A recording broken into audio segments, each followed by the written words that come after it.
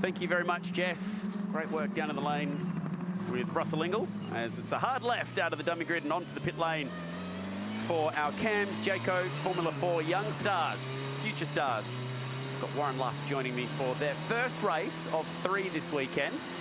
And it'll be Cam Shields who takes the front row alongside Nick Rowe, and they are first and second in the championship too. So we've got a nice little battle to get excited about here. Penultimate round of their championship. The last round is on the Gold Coast. You are on the Australian Endurance Championship already, looking fresh as the daisy after a big stint in the McLaren. Did you enjoy yourself out there? Yeah, look, it was a lot of fun out there this morning. It was the wind really played havoc with the GT cars as well, and that's something these young guys are going to have to sort of battle with in this 12-lap race that we're going to see very shortly. So it's the wind, it's really starting to pick up now, and it's really unsettling the cars down there through turn 1. So it'll be interesting to see what effect it has on these cars. We actually saw them down the front straight yesterday. You could see the rear end plates of the back wing flexing and moving around a great deal. So it does actually have a big effect. Very tricky conditions for open wheelers, albeit dry. It's Cameron Shields with his first ever Cams Jayco Australian Formula 4 pole position. Congratulations to him. The championship leader will start right alongside him, and maybe outside row 1 is the spot to be. Tyler Everingham and Sage Murdoch off the second row, a pair of New South Welshmen. It's Liam Lawson, the Kiwi, inside row number 3 alongside a Victorian, Simon Fallon. Ryan Searle doing a magnificent job in his rookie season on open wheelers inside row 4 alongside very young Zach Best. We've got a Sydney sider of position number 11 alongside a West Aussie in Aaron Love. His brother Jordan has raced here in the past. Now, Dunlop Super 2 race, if you missed it, the driver who started on pole, Garrett Jacobson, went virtually nowhere when the lights went out.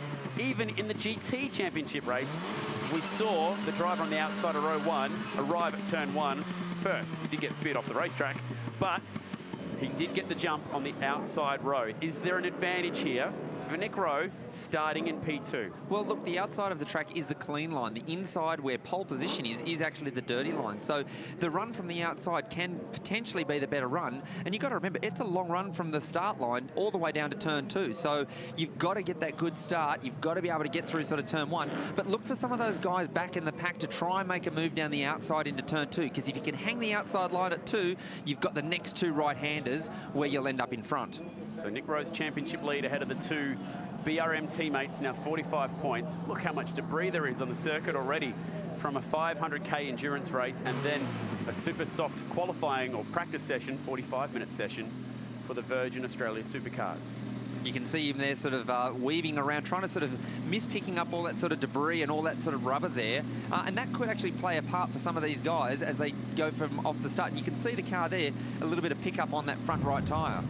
Turn 1 could be a real headache for some of these drivers. Looks like we're ready and set to go, waiting on a green flag. At the back of the grid, it's the first race of the penultimate round for Cams Jayco Formula 4. There's not going to be a lot of grip at all at the first corner. How will Cameron Shields go off pole? The man who started on pole in Super 2 arrived at turn 1 in 9th yesterday. So maybe pole position could be a little bit poisonous. Let's find out with the lights on and off. Great start, Shields off that pole position. No worries at all for the young Queenslander. And he will lead the field down into turn 1. Nick Rowe falls in behind him. It looked like Nick actually got the initial jump. Oh, that's not going to end well. Harley Haber spun out at turn 1. And amazingly, everyone's missed him. But that was a real heart-in-your-mouth moment. Heads-up driving from Jordan Mazzaroli to get around him. And it looked like contact between himself and Aaron Love. It's on in Formula 4. These guys are certainly playing for keeps. It's like the car on the inside actually got squeezed. You heard it actually hit the pit wall. He had to come back out. Oh, these guys aren't mucking around in the opening lap here. Oh, slight damage to Ryan Searle's front wing. Car number 5, the Ray White entry.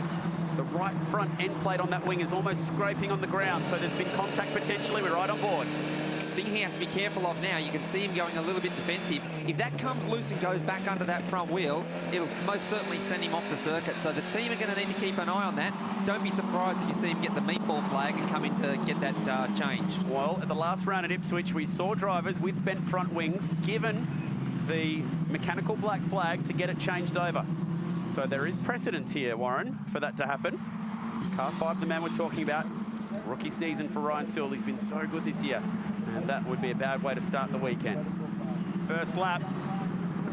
And it will be Cameron Shields, very handy open wheel racer, stepping from Formula 3 into Formula 4 this year, and did race Formula 3 at this venue with a fair amount of skill, I might add. You can see here how the slipstream starts to come into effect. The faster you go, the car in front is actually pushing the air for the car behind, but not quite enough to be able to do something about it. But can he flick back to the inside, coming through turn 1 and get a run down into turn 2? You can see nice defensive driving there, but watch him down the outside, and this is what I was talking about before. You can actually get down the outside. The car on the inside probably braked a little bit early, went a little bit defensive, but down the outside was the place to be. That was Liam Lawson, and set up the move nicely. Let's go back and relive the start. So even start for the guys off the front row. Nick Rowe deciding to fall back in behind Cameron Shields. The drama was the guys right at the back of the pack. They tried to go 3 wide into turn 1, and that was the result. Oh, that was close between Mazzaroli and Haber. My word.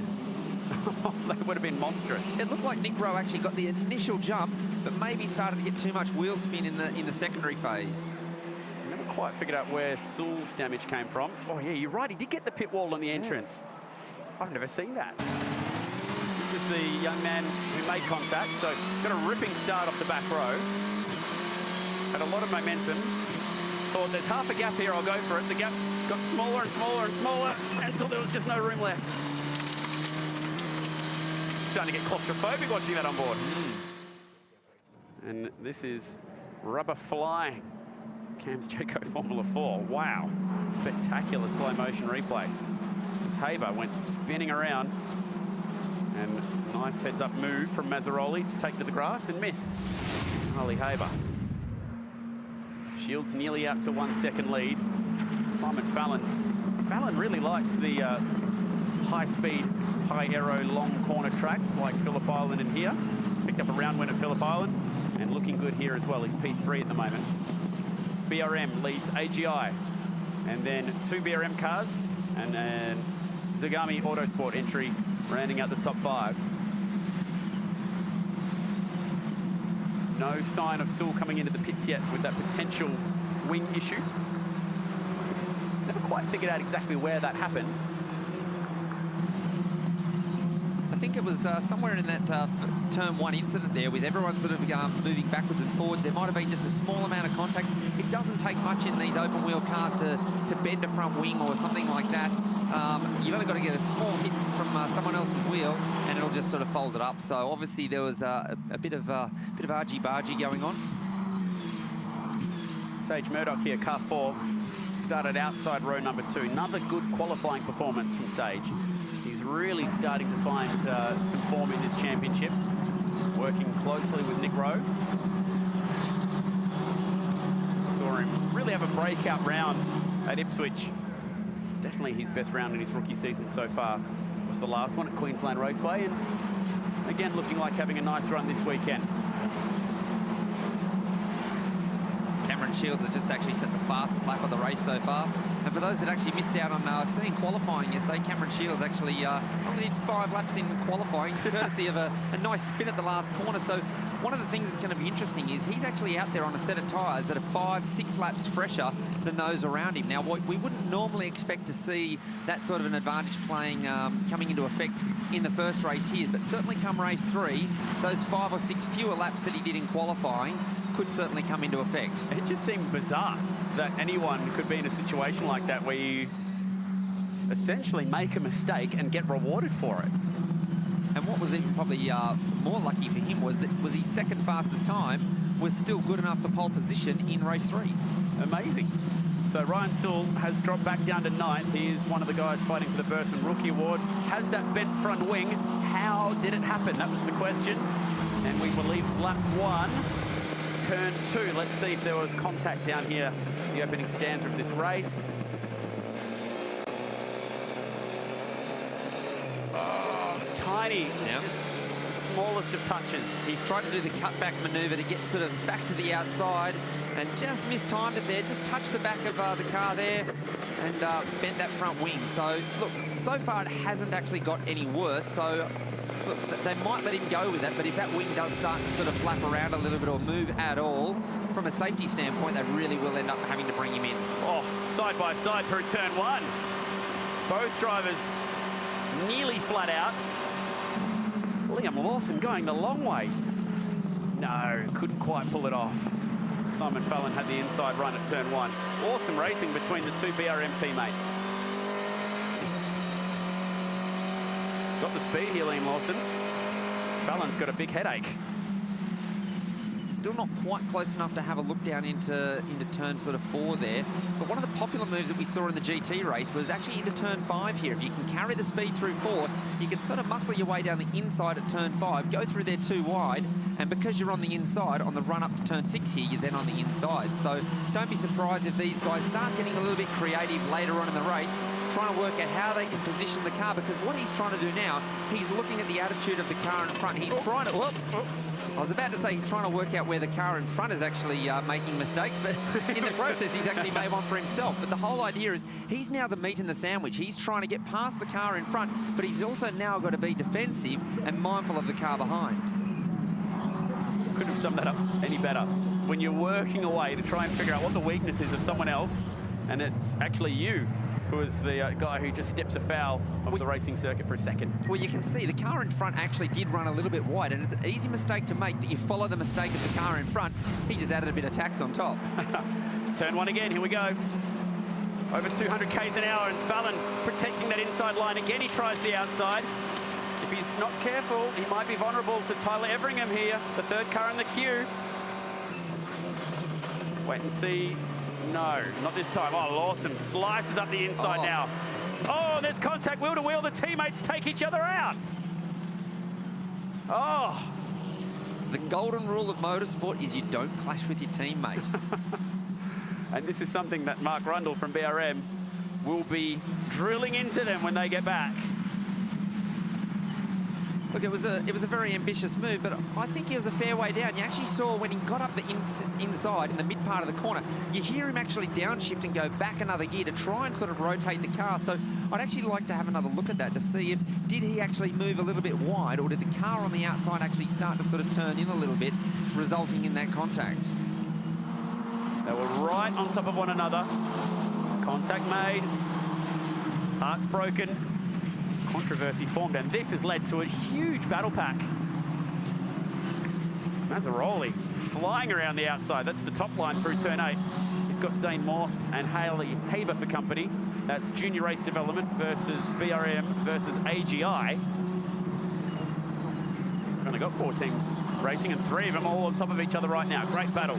The Sydney sider lets it all hang out. Remember, only 1 set of tyres in this category per weekend, on a track where we've been talking about how abrasive it is. Quite a difficult task. Again, big run here. Lawson, the aggressor, up the inside, and Best lets him go. Nice move. And that's where the slipstream comes to good effect. Got a probably slightly better run onto the front straight, got into the slipstream there and was able to get down the inside prior to sort of turn 1. That's how it's done. This is proper junior formula racing. This is really entertaining stuff. This is the move. So you watch this. He flicks back to the inside. He drives it up the inside. They looked like they got through without making contact, and it was right at the exit. It was quite disappointing. All the hard work was done. Listen to this. You hear him go back a gear at the midpoint of the corner. So he flicks to the inside, runs across the curb.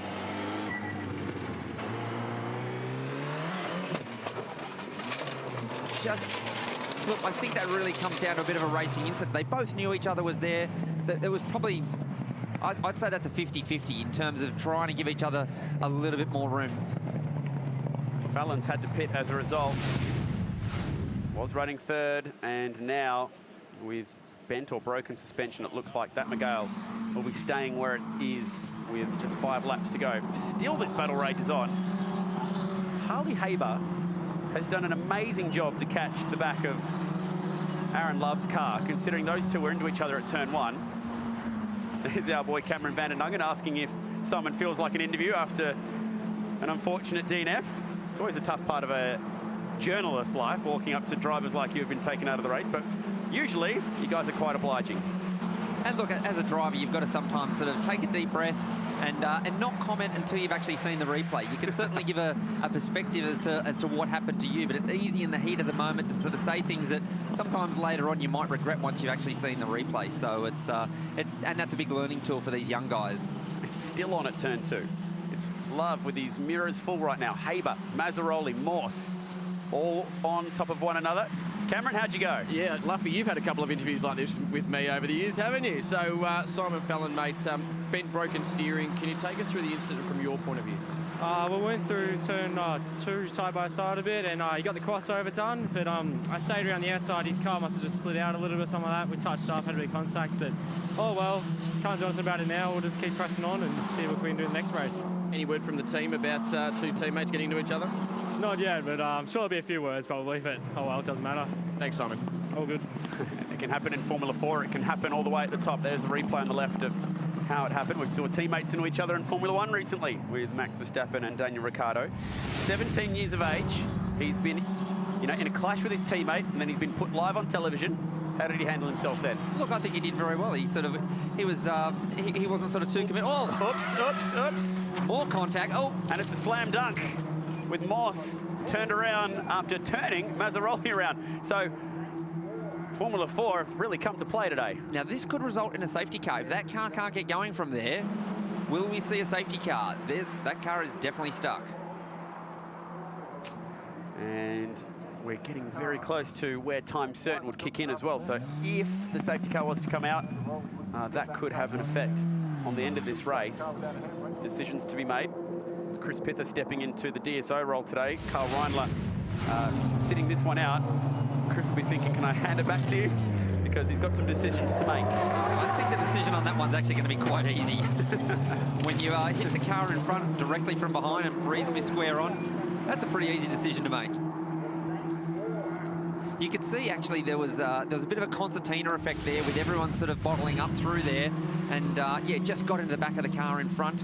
They might choose to try and sort of control this just with some yellow flags through that sort of last sector there. This is the sector, this is the corner. And very close between these two. The leaders have been at it, just 6/10 separating them.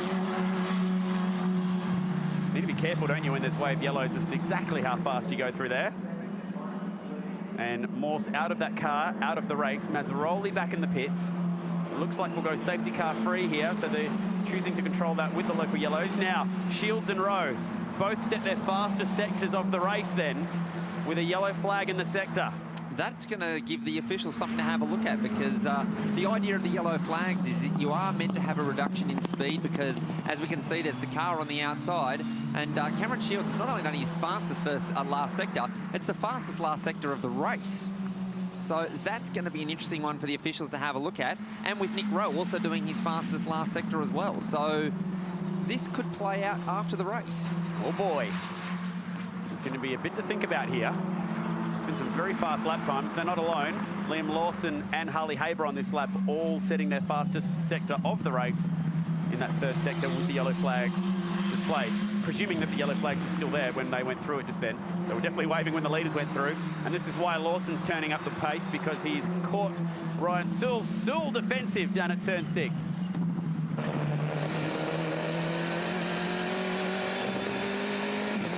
This will go time certain to the tune of 1 lap. So we'll complete 11 of the 12, and the checkered flag will come out at the end of lap 11. Lawson pouring on the pressure. Combined age of these two drivers, 30 years of age. Youngsters at the wheel. And the battle for the lead is really on in this last lap. Rowe has been chipping away and has caught Cam Shields. Here we go. 1 lap to go, and the fight for the race win is on. Where's he going to have a look? Probably not quite close enough down here in turn 2.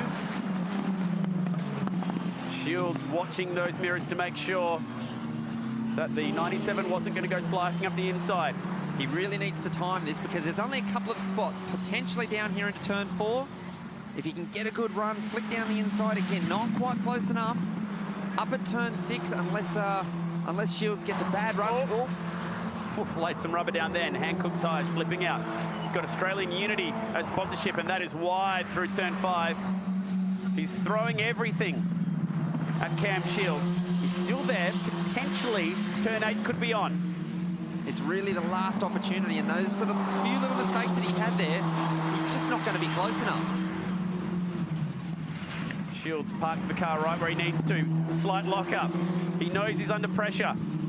Just the last few corners to go. Have the yellows been withdrawn? Is Nick Rowe free to fight? Not seeing any yellow flags. It's in the hand of the official. And there is a yellow flag in this corner. So it's home and hosed for Cameron Shields. Nick Rowe threw a few moves at him on that last lap, driving the wheels off the AGI entry to finish P2, but it'll be Cameron Shields, his 4th race win of the year, from pole to the checkered flag. And the young teenager from Toowoomba closes the championship gap by 7 points. It was 45 points coming into it. Tyler Everingham 3rd, the 2 BRM teammates gifting him that one. Now here's the interesting scenario. If Shields and Rowe are penalised for setting those fast sector times under yellow flag conditions, could Everingham be awarded a win? Well, as I said, I think this is going to play out after the race, because technically when the yellow flags are out, there needs to be some kind of a reduction in speed. You can't continue at full racing speed, and you certainly can't set faster sectors. So this is, we haven't seen the end of this just yet. What is typically the penalty for that? Well, that'll be in the hands of the stewards. Certainly, there could be a time penalty, there could be exclusion. We'll wait and see. If they both get a 5-second penalty, it won't be enough to take him back to Tyler Everingham, who finished 8.8 seconds adrift. Imagine if Everingham was 5th, and then 2 teammates take each other out, 1st and 2nd get a penalty, and he ends up with a race win. He probably deserves it because he had one taken away from him at Ipswich for rolling the start. A dramatic opening race. That race went in a blink of an eye. A few cars to go and pick up out there. Zane Morse, unfortunately, walking back to give the officials a helping hand.